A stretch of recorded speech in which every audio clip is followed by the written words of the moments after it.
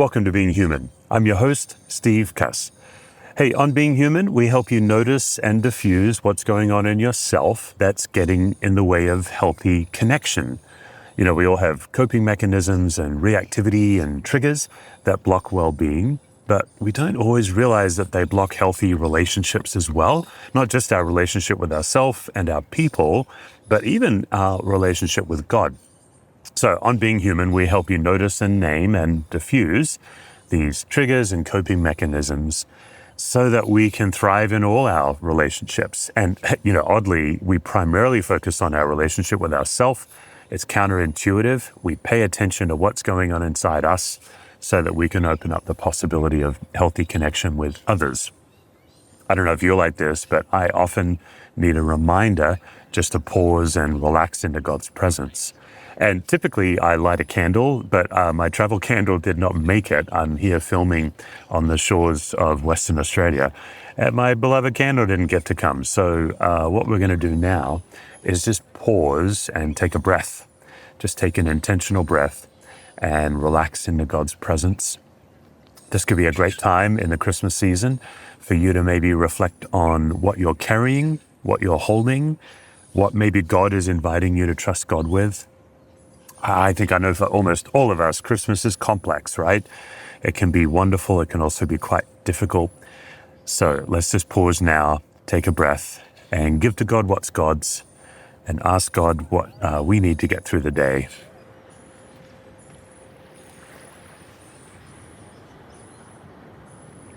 Okay. Well, I'm filming once again on the road. Once in a while, the podcast hits the road, and I'm in Perth, Western Australia. You can see the Central Business District right behind me here. I'm on the shores of the Swan River. For those unfamiliar with Perth, this is where I grew up. It's the most isolated big city in the world. If you go west from Perth, you hit Madagascar, Africa, and then east from Perth, about 25-hour drive to Adelaide, to the next city. And this being our Christmas episode, it might be very disorienting for you to see me in short sleeves, a blue sky right near some water. Of course, in the Southern Hemisphere, Christmas is the hot season. It's summer for us here. In fact, just yesterday, I went swimming in the ocean, and I'll probably will again tomorrow. But this is what it was like for me to grow up in Christmas. You know, most of my audience on Being Human in the Northern Hemisphere, you're more used to snow and reindeer and Rudolph and that whole deal. This may sound funny to you, but Australia actually has a Christmas song called Six White Boomers. Basically, the plot of the song is that Santa needed to deliver his Christmas gifts to Australia, and the reindeer couldn't handle the heat. And so Santa recruited 6 kangaroos to drag his sleigh all over the country and deliver the gifts. And even as I say that, some of you are trying to figure out the logistics of hopping kangaroos and a sleigh. I would just point out that reindeer don't fly, so I wouldn't worry too much about the literal interpretation of all of this. But anyway, I understand it could be quite unusual to see a sunny Christmas, but here we are. And I just want to wish everyone a Merry Christmas. This is a fairly short episode as we wrap up the season. I just wanted to offer a Christmas reflection out of Luke chapter 2. We're going to dive into a couple of words in there. Hopefully give you something that can just help you relax into God's presence in this season. Whatever you're bringing into the Christmas season, whatever's dragging you into the Christmas season, maybe just a few minutes here to reflect on the birth of Christ, the mystery of the incarnation of Jesus. So let me just begin by reading some Luke. This should be very familiar to most of us who have got a few Christmases under our belt. Luke chapter 2. Starting in verse 1. In those days, Caesar Augustus issued a decree that a census should be taken of the entire Roman world. This was the first census that took place while Quirinius was governor of Syria, and everyone went to their own town to register. So Joseph also went up from the town of Nazareth in Galilee to Judea, to Bethlehem, the town of David, because he belonged to the house and line of David. And he went there to register with Mary, who was pledged to be married to him and was expecting a child. And while they were there, the time came for the baby to be born, and she gave birth to her firstborn, a son. She wrapped him in cloths and placed him in a manger, because there was no guest room available for them. Okay, just a couple of things I want to pull out. Obviously, this passage is pretty familiar to most of us. First of all, the simple idea that usually back then people would travel in a caravan of people for safety. It was very unusual to travel alone. And when we look at this story of Mary and Joseph, we can think that they were alone. But of course, they were not alone, because the God who formed them, the God who made Mary and Joseph in his own image, was himself in Mary's womb.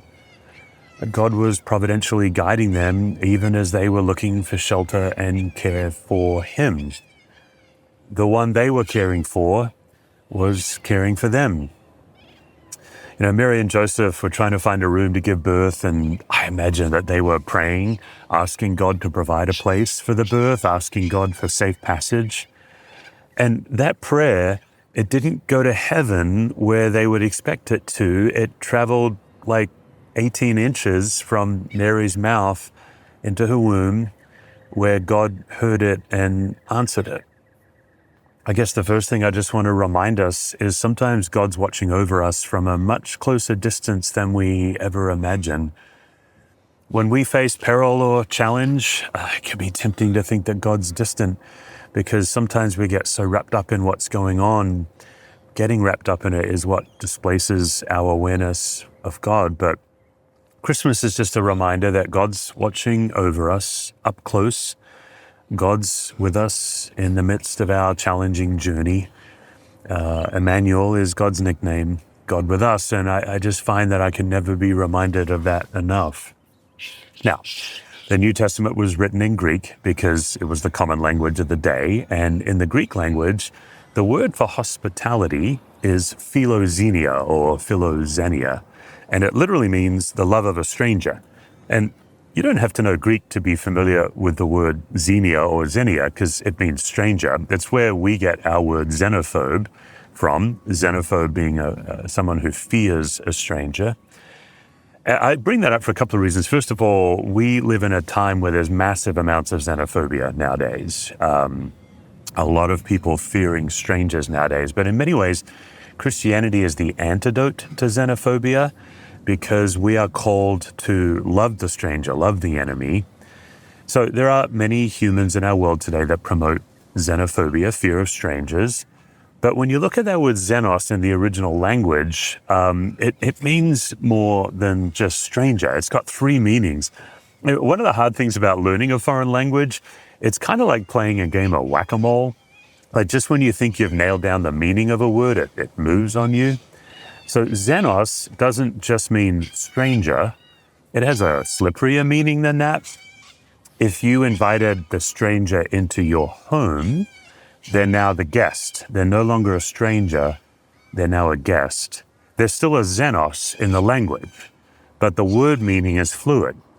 It can either mean stranger or guest, depending on your treatment of them, depending on the context. And once in a while, this word xenos totally flips again and has a third meaning. Once in a while, xenos also means host. So sometimes a stranger, sometimes the guest, sometimes the host, depending on the context. This is why many of us decided not to try to learn a new language in middle age. It's so infuriating the way words are slippery and they can change meaning depending on context. But it's also really amazing when we look at the implication of it, because Mary and Jesus had a xenos relationship. They had a guest-host relationship. But who was the guest and who was the host? I mean, in some ways, Mary was the host of Jesus because she was the mum and Jesus was the baby, so he was sort of her guest. But of course, Jesus wasn't just any baby, he's God. So he's the host and Mary's the guest because he's the one that created Mary in his image. Just as God was caring for the one who was caring for him, so also God was hosting the one who was hosting him. The baby who Mary was watching over her. I bring this up because I think we forget, and we can never be reminded enough. For those of us who are followers of Jesus, for those of us who have given our life to Jesus, we've oriented ourselves around Jesus, we're not alone. God's close and he's watching over us. But I think maybe even more profoundly this Christmas, what does it mean to be a follower of Jesus? I think it means that we become a guest of our own life. We're no longer the host of our life. Jesus becomes the host of our life. We're now the guest.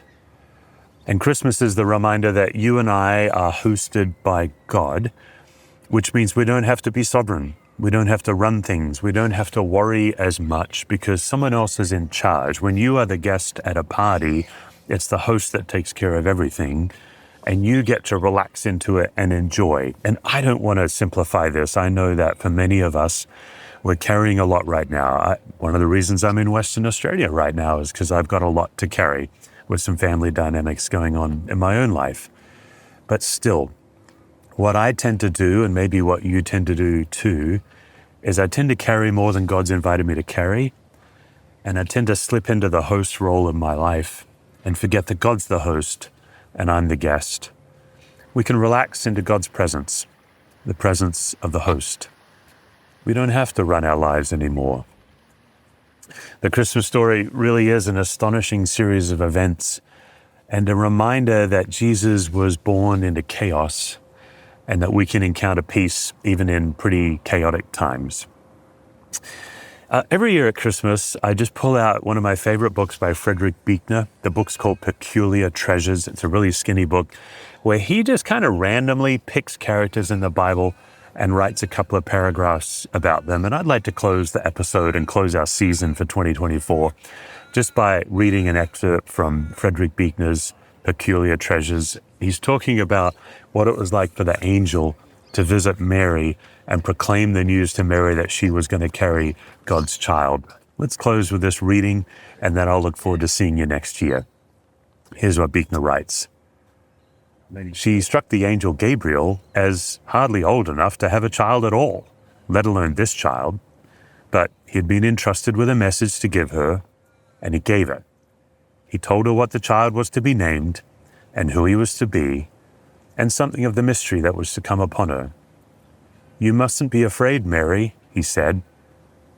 And as he said it, he only hoped she wouldn't notice that beneath the great and golden wings, he himself was trembling with fear to think that the whole future of creation hung now in the answer of this girl. Merry Christmas, everyone. I look forward to seeing you in 2025.